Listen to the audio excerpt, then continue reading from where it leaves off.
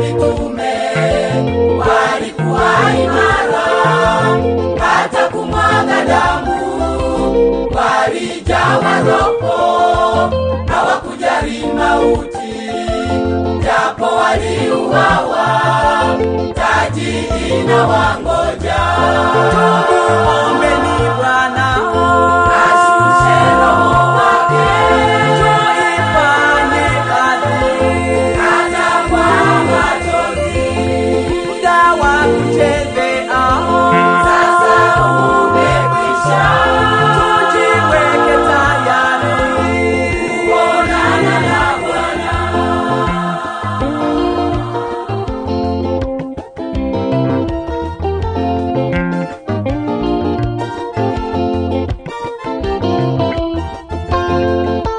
Mvua ya masika nayo haitanyesha kwa mtu ambaye hasomi maandiko.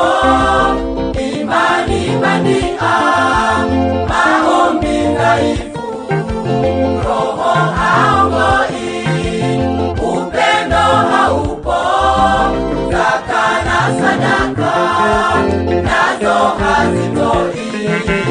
Yumo kanisani kama kujifurahi.